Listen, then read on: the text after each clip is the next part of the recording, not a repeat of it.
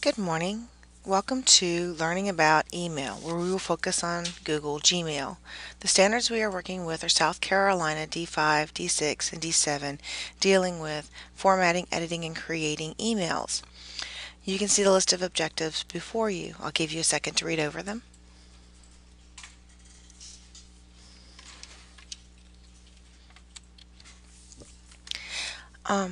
In this class, you see our standards and objectives here in your Google Classroom.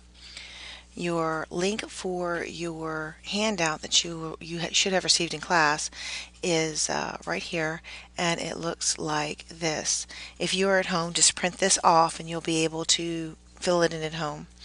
For these rules, what I would like for you to do is if you are not in class, you're going to follow this link right here, which is also found in your assignment. It's the second one, 7 Rules to Teach Kids Online Etiquette. You will read that web page and you will summarize the rules that are found on that web page on your sheet so that I know that you've read them. I'm going to leave the link there though so that if you ever want to go back and refresh yourself, you can just go ahead and go to this website, read over it again, and refresh yourself as to why you should be following those rules. On page 2 of the handout, we're going to be focusing on the parts of the webmail screen so that you know what you're looking at and where to find stuff. When you are in your Gmail web account, before you've opened an email, you have several options of things you can do. If you click on the Mail button, it allows you to find your contacts, your mail, and your tasks. You can put those on the bulleted areas on your paper.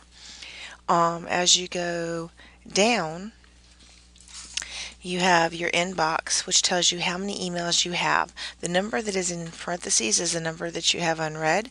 Over here you are viewing 101 to 50 of 314. So that's a total number. This is what you can look at on this page. You can change that under options. Starred are the emails that you've read and you said, oh, this one's important and that one's important. There is an option in your options that will allow you to change the color of your stars so you can color code your important stuff.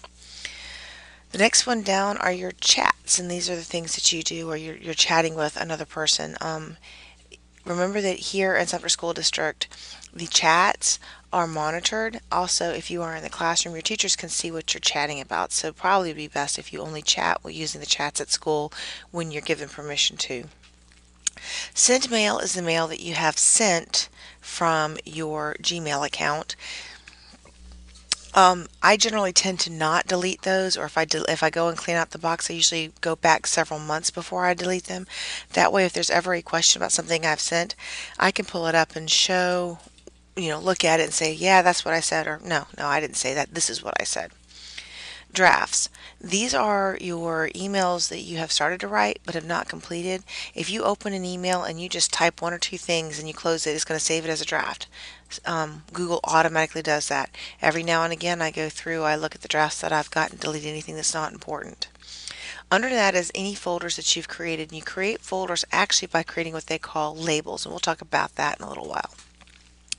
Starting back up here at this mail button, going to the left or going to the right, you have your select. That allows you to select specific things, either starred emails or unstarred emails, read or unread, none or all. So you can literally just click and select. Alright, this is refresh. Google refreshes pretty frequently. However, if you're looking or waiting for something, you just can click on that refresh button. It'll refresh your emails. Depending on what you have selected is what the More button will give you.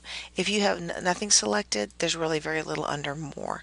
But if you have something selected, you have all sorts of options that you can do. You also have, when you're selected, you can label. And I have lots of different labels. You can create new labels. You can select more than one label for an email, which allows it to make it easier for you to find emails. Trash, if you want to delete it. If you get an email that it looks like it's been sent to a lot of people, it's nothing that has anything to do with you, you can report it as spam. Archiving allows you to save emails for later, but gets them out of your inbox so they're not in your way.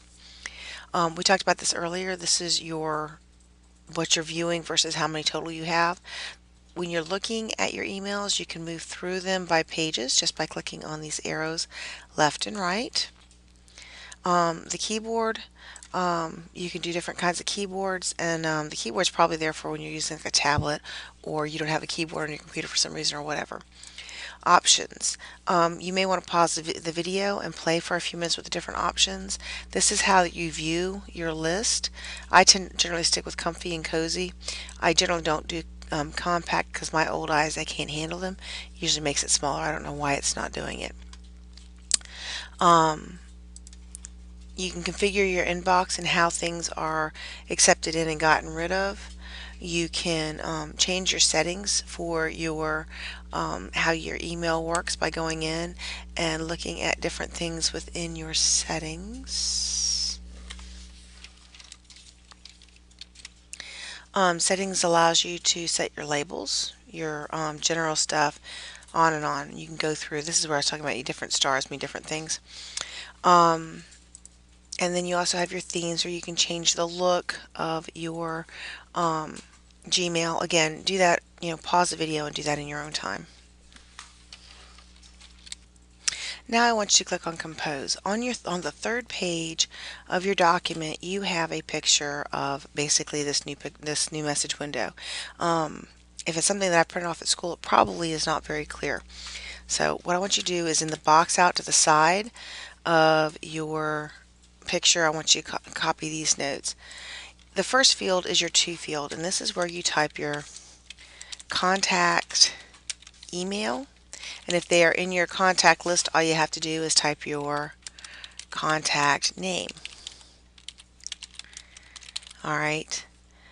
Carbon copy is a way to send information to somebody who you want them to view and see that you've done something, but they don't necessarily need to respond. For instance, if you are emailing another student to ask them for some information and you want the teacher to know that you've done that, then you would put their information up here, and then in the carbon copy you would put that person's name. So this is the name of somebody who just needs to know, and it's carbon copy was what that CC stands for. BCC is blind carbon copy, and blind carbon copy is used to send emails anonymously so that other people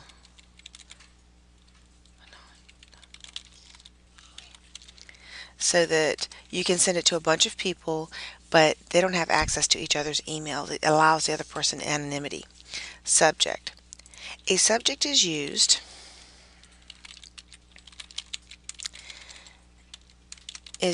to let the reader know what the email is about.